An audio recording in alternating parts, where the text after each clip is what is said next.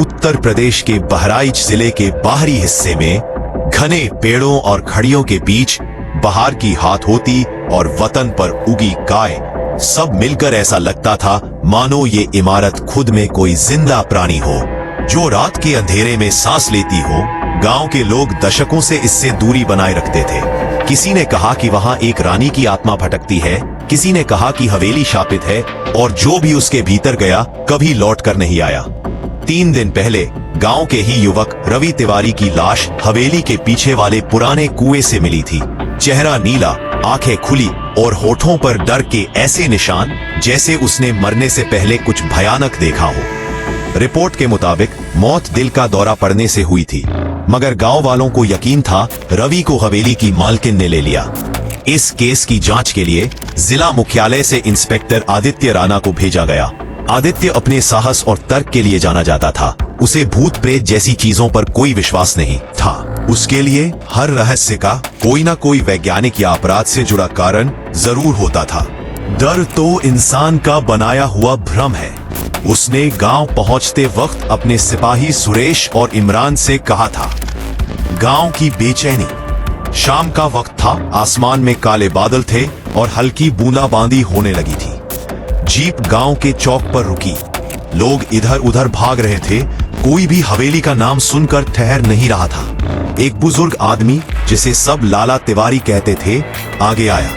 साहब, उसने कांपती आवाज में कहा, आप हवेली में मत जाइए, वो जगह इंसानों के लिए नहीं है। राणा ने उसकी आंखों में देखा, डर की झिलमिलाहट साफ थी। वो जगह इंसानों की ही बनाई हुई है लाला जी, अगर कुछ है वहां तो हम जान लेंगे। साहब, वहां रात को दिया खुद जलता है और अंदर से किसी औरत की सिसकियां आती हैं। राणा मुस्कुराया, अगर वो औरत है तो मिलते हैं उससे। लाला पीछे हट गया। बाकी गांव वाले भी धीरे धीरे छिटक गए, जैसे कोई महामारी फैल रही हो। हवेली का पहला दर्शन। रात के 7:30 बजे जीप हवेली के सामने रुकी। हवा में सीलन थी और चारों तरफ अंधेरा।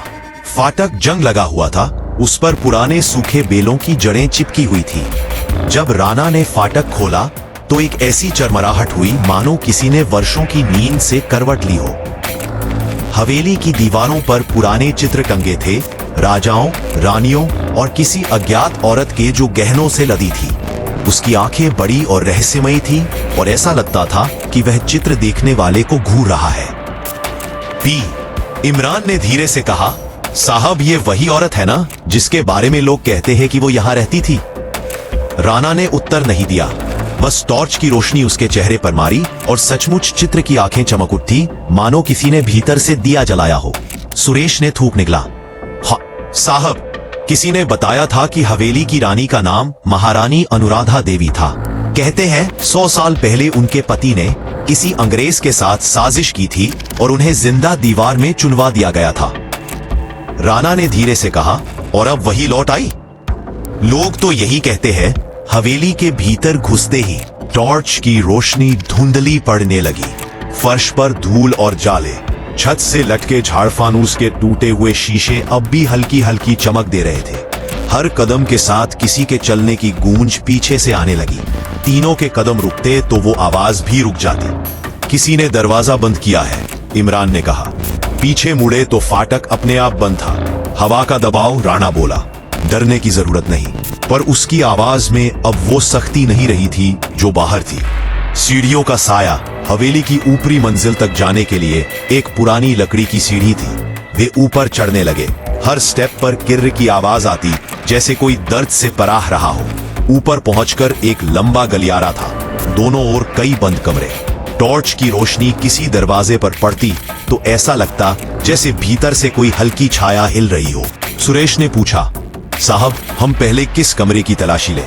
राणा ने कहा, सबसे आखिरी वाले की। गलियारे के आखिरी छोर पर एक बड़ा दरवाजा था, उस पर जंग लगा पुराना।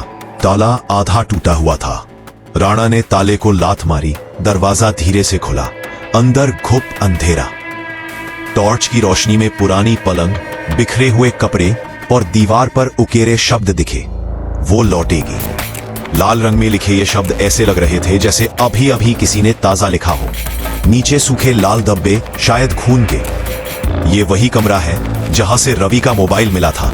इमरान बोला, और शायद यही उसका आखिरी वीडियो भी रिकॉर्ड हुआ होगा, राणा ने कहा। सुरेश ने अपना फोन निकाला, वीडियो चलाया। स्क्रीन पर रवि था, डरा हुआ चेहरा, हाफती आवाज में कहता हुआ, अगर मैं जिंदा नहीं बचा तो हवेली में जो है वो इंसान नहीं। और वीडियो यही रुक गया। अचानक हवेली के किसी कोने से कांच टूटने की आवाज आई। तीनों ने एक दूसरे की ओर देखा। इमरान, नीचे देखो कौन है, राणा ने आदेश दिया। इमरान टॉर्च लेकर नीचे गया। कुछ देर बाद वो लौटा, चेहरा पीला। साहब, वहां कोई और नहीं है, लेकिन कुएं के पास किसी ने दिया जलाया हुआ है। राणा ने कहा, चलो देखते हैं। कुएं के पास हवेली के पिछवाड़े पहुंचते ही ठंडी हवा ने सबको हिला दिया। वहां सचमुच एक दिया जल रहा था, जो किसी अदृश्य हाथ ने जलाया हो।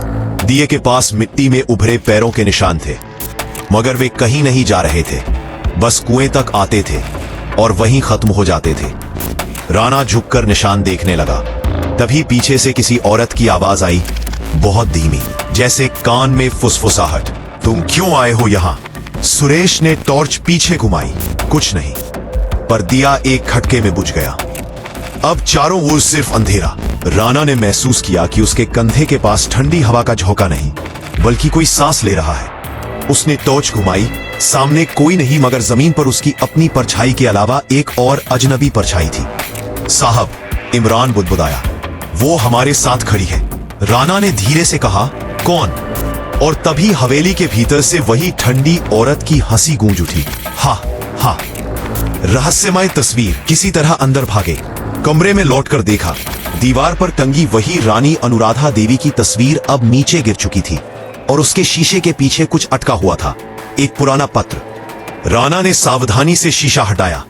पत्र पर पुराने जमाने की स्याही से लिखा था, एस, जिसने मुझे धोखा दिया उसे मैं हर जन्म में ढूंढूंगी, और जो मेरे श्राप को तोड़ेगा उसकी आत्मा कभी चैन नहीं पाएगी। नीचे साइन था, अनुराधा देवी, 1913। राणा ने फाइल में उसे रखा, मगर तभी कमरे का दरवाजा अपने आप बंद हुआ। हवा नहीं थी, लेकिन सब कुछ हिलने लगा। टॉर्च झिलमिलाई, बल्ब टूटे, और दीवार पर वो लौटेगी शब्द फिर से चमकने लगे, जैसे किसी ने खून से लिख दिए हो। सुरेश चीख पड़ा, साहब चलिए यहां से। राणा ने दरवाजा खींचा, बंद। उसने जोर लगाया, मगर नहीं खुला। अंदर की हवा भारी हो गई, सांस लेना मुश्किल। तभी अचानक कमरे के कोने में कुछ हलचल हुई। एक साया धीरे धीरे खड़ा हुआ, सफेद साड़ी, खुले बाल, चेहरा आधा अंधेरे में। उसकी आंखें लाल चमक रही थी। मैंने कहा था वो लौटेगी। एक ठंडी आवाज आई। इमरान जमीन पर गिर गया। सुरेश भागने को हुआ, मगर दरवाजा अब खुला और बाहर से ठंडी हवा अंदर घुस आई। जब तीनों बाहर भागे तो देखा हवेली के सभी कमरे अपने आप खुल गए थे, और हर कमरे में एक दिया जल रहा था। सैकड़ों दिए, और हर दिए की लौ में एक औरत का चेहरा झलक रहा था। राणा ने कहा, यह भ्रम है, हमें निकलना होगा। उन्होंने फाटक की ओर दौड़ लगाई। जैसे ही फाटक खोला, हवेली के भीतर एक तेज चीख गूंजी, इतनी भयानक कि कान सुन्न हो जाए। राणा, सुरेश और इमरान बाहर निकले और जीप तक भागे। जब वे पीछे मुड़े तो देखा हवेली की सभी खिड़कियां जल रही थी, जैसे अंदर किसी ने आग जलाई हो। राणा ने इंजन चालू किया, मगर जीप स्टार्ट नहीं हुई। फिर देखा शीशे में पीछे की सीट पर वही औरत बैठी थी, चेहरा झुका हुआ, बाल पूरे चेहरे पर। राणा ने एक झटके में मुड़कर देखा, कुछ नहीं, सीट खाली थी। थाने की रात। किसी तरह जीप स्टार्ट हुई और वे गांव से बाहर निकले। थाने पहुंचकर राणा ने रिपोर्ट टाइप करनी शुरू की। भूलभुलैया हवेली, संभावित क्राइम सीन, कोई अलौकिक तत्व नहीं मिला। लेकिन जब उसने कंप्यूटर स्क्रीन पर देखा, हर लाइन के बीच वही शब्द टाइप हो चुके थे, वो लौटेगी। उसके हाथ रुक गए। उसने पीछे देखा, सुरेश और इमरान सो चुके थे। हवा में हल्की फुसफुसाहट थी। अब तुम भी नहीं बचोगे, आदित्य। स्क्रीन अपने आप बंद हो गई। कमरे में अंधेरा फैल गया। बाहर अचानक कुत्तों का झुंड भौंकने लगा। राणा ने टॉर्च उठाई और बाहर निकला। थाने के बाहर वही दिया जल रहा था जो उसने हवेली में देखा था। पास जाकर देखा, मिट्टी में फिर वही पैरों के निशान, और उनका आखिरी सिरा थाने के अंदर की ओर जा रहा था। राणा ने गहरी सांस ली। तो अब खेल यहां शुरू होगा। वो अंदर गया, मगर दरवाजा अपने आप बंद हो गया। हवा ठंडी पड़ी, दीवार पर परछाई फिर उभरी, और उसी औरत की हंसी फिर से सुनाई दी। मैं लौट आई। थाने की दीवारों पर टंगी घड़ी रात के 2 बजा रही थी। बाहर ठंडी हवा बह रही थी और पूरा कस्बा गहरी नींद में डूबा था। लेकिन इंस्पेक्टर आदित्य राणा के लिए यह रात अब खत्म नहीं होने वाली थी। उसके कमरे में टेबल पर रखे दिए की लौ स्थिर थी, मगर हर कुछ सेकंड में टिमटिमाती, जैसे किसी की सांस उसके पास ही चल रही हो। दीवार पर वही छाया अब भी हिल रही थी जो हवेली में दिखी थी। राणा ने गहरी सांस ली और धीरे धीरे बोला, तू जो भी है सामने आ। कोई जवाब नहीं, बस हवा की हल्की सरसराहट। थोड़ी देर बाद कंप्यूटर अपने आप चालू हुआ। स्क्रीन पर वही शब्द उभरे, अनुराधा देवी का बदला अब पूरा होगा। राणा ने झटके से माउस पकड़ा और सिस्टम बंद कर दिया। उसे अब यकीन था कि यह मामला सामान्य नहीं है, पर एक पुलिस वाले के लिए डर मान लेना हार था। उसने ठान लिया, वो हवेली की सच्चाई आज ही जानेगा।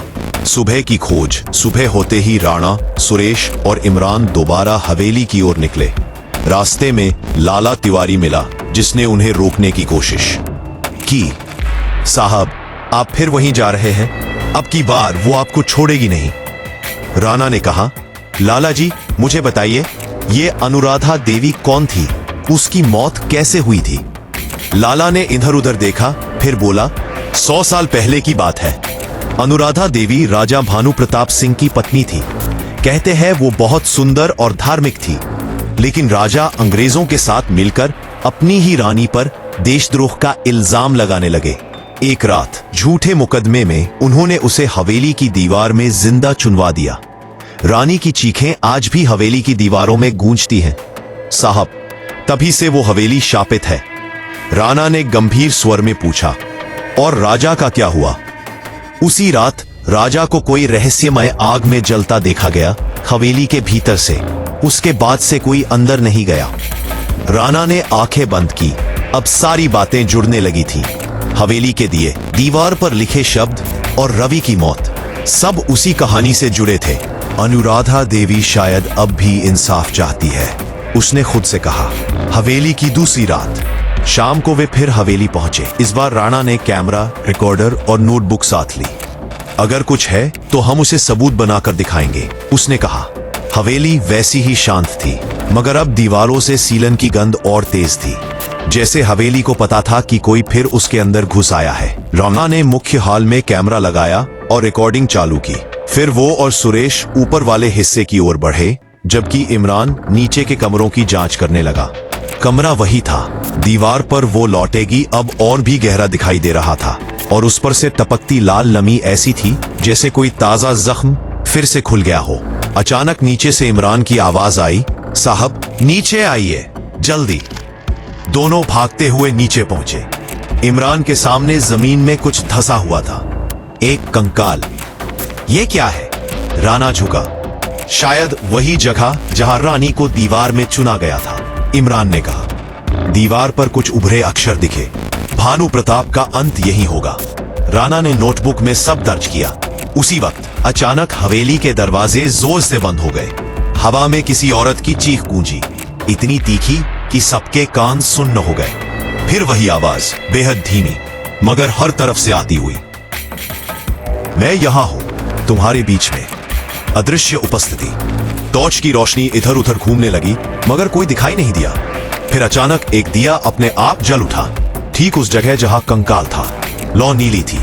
राणा ने कहा, यह रासायनिक प्रतिक्रिया नहीं है, ये कुछ और है। जैसे ही उसने दिए के पास कदम बढ़ाया, लौ का रंग लाल हो गया और जमीन से सफेद साड़ी पहने एक आकृति उठने लगी। वो अनुराधा देवी थी, वही चेहरा जो तस्वीर में था, मगर अब उसका शरीर अध जला था, आंखें खून से भरी हुई। मेरे पति ने मुझे मारा, अब मैं हर उस इंसान को सजा दूंगी जो उनकी तरह झूठे वादे करता है। उसकी आवाज दीवारों से टकराई। इमरान डर के मारे पीछे हट गया, मगर राणा वही खड़ा रहा। अनुराधा देवी, अगर आपको इंसाफ चाहिए तो मैं दिलाऊंगा, लेकिन निर्दोषों को मत मारिए। आत्मा ने एक पल के लिए उसे देखा, हवा ठहर गई। फिर उसने धीरे से कहा, अगर तुम सच में इंसाफ चाहते हो तो हवेली के तहखाने में जाओ, वहां सच्चाई दफन है। कहकर वो लौ में बदल गई और दिया बुझ गया। तहखाने का रहस्य। हवेली के पिछले हिस्से में एक पत्थर की स्लैब थी, तीनों ने मिलकर उसे हटाया। नीचे एक संकरे रास्ते का दरवाजा निकला। टॉर्च जलाकर वे उतरे। नीचे की हवा भारी और ठंडी थी। दीवारों पर पुराने राजसी निशान और हर जगह राख बिखरी थी। थोड़ी दूर चलने पर उन्हें लोहे का एक संदूक मिला। राणा ने उसे खोला। अंदर पुरानी चिट्ठियां और एक डायरी थी। डायरी पर लिखा था, भानु प्रताप सिंह 1913। राणा ने पढ़ना शुरू किया। मैंने अंग्रेजों से सौदा किया है। अनुराधा ने मना किया तो मैंने उसे धोखा दे दिया। उसे हमेशा के लिए चुप करा दिया। लेकिन उसकी आंखें आज भी मेरा पीछा करती हैं। परंतु मैंने जो दीवार बनवाई उसी में उसकी चीखें गूंजी। अगर कभी कोई उसकी आत्मा को जगाएगा तो ये हवेली आग बन जाएगी। परंतु राणा ने डायरी बंद की। यानी सारा सच यही था। राजा ने उसे जिंदा दीवार में चुनवाया। परंतु सुरेश ने कांपते हुए कहा, साहब तो अब क्या करें? परंतु राणा ने कहा, हमें उसके श्राप को खत्म करना होगा। उसका शरीर अगर अब भी यही है तो उसे विधिवत शांति देनी होगी। परंतु अंतिम अनुष्ठान। तीनों ने कंकाल को निकाला, फूल और गंगा जल डाला और मंत्रोच्चार करते हुए उसकी अग्नि संस्कार की तैयारी की। राणा ने कहा, जो अन्याय 100 साल पहले हुआ उसका अंत आज होगा। परंतु जैसे ही अग्नि जली, हवेली की दीवारें कांपने लगीं। ऊपर की मंजिल से कांच टूटे, दिए एक साथ जल उठे और अनुराधा देवी की आकृति अग्नि के भीतर दिखाई दी। मुझे मोक्ष मिल रहा है। उसकी आवाज हल्की पड़ती चली गई। धन्यवाद आदित्य। उसकी आवाज हल्की पड़ती चली गई। हवा थम गई। राणा ने कहा, हाँ, शायद अब हवेली को शांति मिले। सुबह की पहली किरण हवेली की टूटी खिड़की से अंदर आई। सब कुछ सामान्य था। दीवारें सूखी, हवा में कोई गंध नहीं। राणा ने बाहर निकलते हुए पीछे देखा। हवेली अब वैसी नहीं लग रही थी जैसे किसी ने सदियों का बोझ उतार दिया हो। उन्होंने जीप में बैठकर गांव की ओर रुख किया। लाला तिवारी बाहर खड़ा था। उसने पूछा, साहब सब ठीक हो गया? राणा ने मुस्कुराकर कहा, हाँ, हवेली अब किसी को नहीं बुलाएगी। लाला ने हाथ जोड़कर कहा, रानी की आत्मा को मोक्ष मिला। आप धन्य हैं। राणा ने सिर झुकाया। तीनों ने हवेली की ओर आखिरी बार देखा और चल पड़े। लेकिन अंत नहीं था। शहर लौटकर रिपोर्ट तैयार की गई। राणा ने हर घटना का ब्यौरा लिखा। कोई अलौकिक गतिविधि नहीं, मात्र ऐतिहासिक भ्रम। वो हंसा। अब लोग चैन से सो पाएंगे। उस रात राणा अपने क्वार्टर में अकेला बैठा था। बारिश हो रही थी। अचानक बिजली गई। कमरे में वही सन्नाटा फैल गया जो हवेली में था। डेस्क पर रखी फाइल अपने आप खुली। उसी पन्ने पर लाल स्याही में कुछ लिखा हुआ था, वो लौटेगी। राणा का चेहरा सफेद पड़ गया। उसने पन्ना पलटा। नीचे वही हस्ताक्षर थे, अनुराधा देवी। खेल अभी खत्म नहीं हुआ, उसने धीमे से कहा।